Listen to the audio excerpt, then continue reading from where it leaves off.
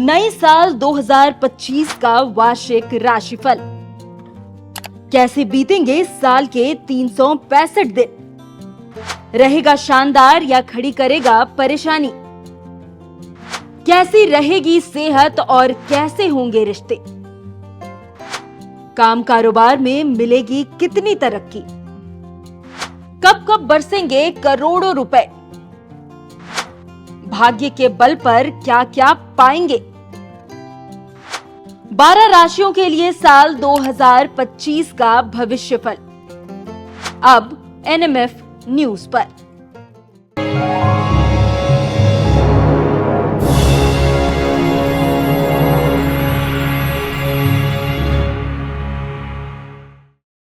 नमस्कार, NMF news देख रहे हैं आप। आपके साथ मैं हूं खुशबू राय।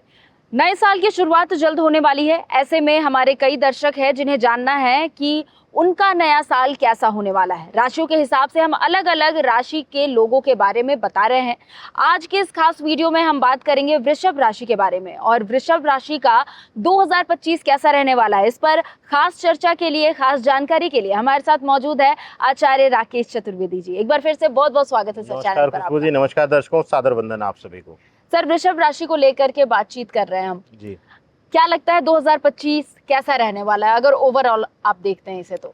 देखिए, अगर 2025 वर्ष के लिए वृषभ राशि के लिए फलित देखा जाए तो विशेष रूप से इनकी राशि में ही गुरु वक्री होकर के बैठे रहेंगे शुरुआती दौर में। उसके बाद फरवरी में यह मार्गी हो जाएंगे और ख़ास करके मंगल भी नीच की राशि में गोचर करते हुए जो है वक्री होकर के फिर विशेष रूप से फिर नीच राशि कर्क में प्रवेश कर जाएंगे। अप्रैल तक यथास्थिति बरकरार रहेगी। तो ओवरऑल अगर देखा जाए तो इनके लिए यह वर्ष थोड़ा सा स्वास्थ्य, शारीरिक कष्ट को जन्म दे रहा है और साथ ही साथ आने वाले समय में इनके जीवन में पर्सनल, प्रोफेशनल में कुछ उथल पुथल जरूर होगी। इस तरीके का फलित दिखाई दे रहा है। तो जैसे कि आचार्य जी ने बताया है कि स्वास्थ्य जो है वो थोड़ा ठीक नहीं रहने वाला है। पर्सनल लाइफ में काफ़ी ज़्यादा प्रॉब्लम्स आने वाली है। तो विस्तार से इसके बारे में बातचीत कर लेते हैं कि स्वास्थ्य को के लिहाज से आप किस तरीके से देखते हैं, क्या क्या प्रॉब्लम्स आ सकती हैं? देखिए, स्वास्थ्य के लिहाज से देखा जाए तो मंगल नीच की राशि में रहेंगे और बीच में फिर वक्री हो जाएंगे, यानी कि जनवरी लास्ट में वक्री हो जाएंगे। वक्री होकर मिथुन में आ जाएंगे और फिर नीच की राशि में कर्क में आ जाएंगे। तो और साथ ही साथ गुरु जो है वक्री अवस्था से मार्गी अवस्था में 4 फरवरी को आ जाएंगे।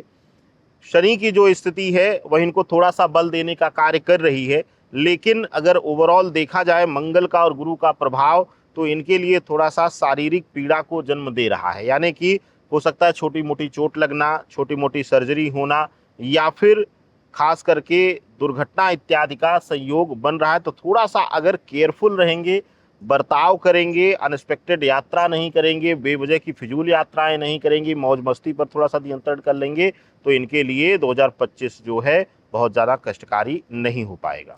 स्वास्थ्य के लिहाज से तो आपने बातें बताई कि थोड़ा कष्टपूर्ण रहने वाला है इनके लिए, लेकिन अगर नौकरी पेशा लोगों की बात करें तो उनके लाइफ में क्या चेंजेस नजर आ रहे हैं? क्या प्रमोशन नजर आ रहा है, डिवोशन नजर आ रहा है?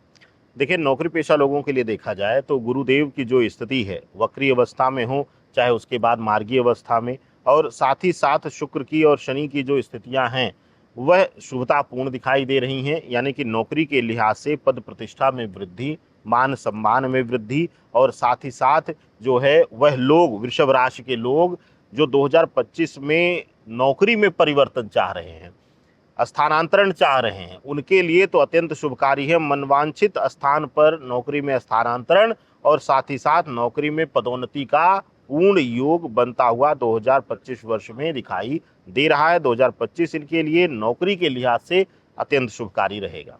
नौकरी के लिहाज से तो काफी कुछ अच्छा मिलने वाला है वृषभ राशि वालों को, लेकिन जो स्टूडेंट्स जो वृषभ राशि के हैं और काफी दिनों से ट्राई कर रहे हैं नौकरी पाने की, उनके लिए कैसा रहने वाला है 2025? देखिए, जो विद्यार्थी नौकरी की तलाश में हैं या फिर कॉम्पिटिटिव एग्जाम्स इत्यादि की यूपीएससी इत्यादि की परीक्षा दे रहे हैं या किसी अन्य तरीके से कॉम्पिटिटिव एग्जाम्स की परीक्षा दे रहे हैं, उनके लिए हो सकता है 2025 का शुरुआती वर्ष, जो शुरुआती समय है वह थोड़ा सा निराशाजनक रहे।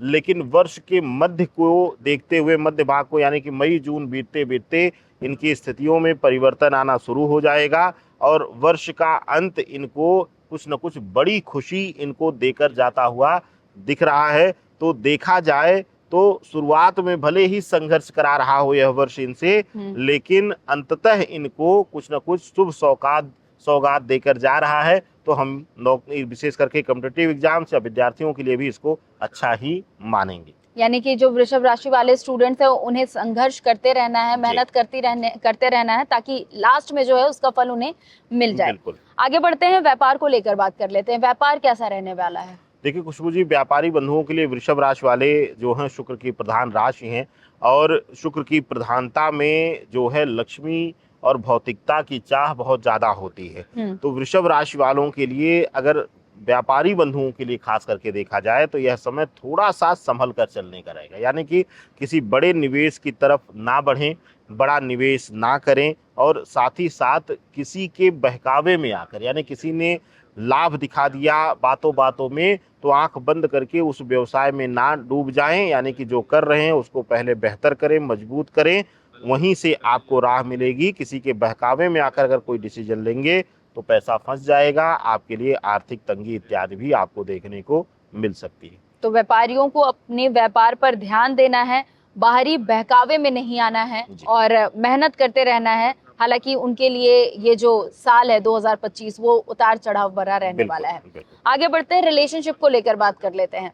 रिलेशनशिप कैसा रहने वाला है? अगर हम लव बर्ड्स की बात कर ले जो चाहते हैं कि इस साल वो शादी कर ले, तो क्या लगता है हो पाएगा? देखिए, संबंध भाव को लेकर देखा जाए तो जो शुरुआती समय है वह इनके लिए बहुत बेहतर रहने वाला है। खास करके मार्च लास्ट अप्रैल तक का समय जो है इनके लिए बेहतर रहेगा। लेकिन मार्च लास्ट अप्रैल लास्ट के बाद जो है विशेष करके प्रेम संबंधों में इनको धोखा मिल सकता है या फिर इनका संबंध टूट सकता है। इस तरीके के संकेत ग्रहीय रूप से इशारा कर रहे हैं। लेकिन अगर एक लंबे समय से आप रिलेशनशिप में थे, वैवाहिक दृष्टिकोण से जुड़ना चाहते थे, तो अब तक अगर आपके अपने विरोध कर रहे थे, तो जो गुरु का प्रभाव है, गुरु की शुभता है, वह आपके अपनों का साथ आपके संबंध को मंजूरी दिलाने का काम करेगी और इस वर्ष जो है खुशियां आपके आंगन में आएंगी। चलिए, ये तो था जो रिलेशनशिप में है उनके बारे में।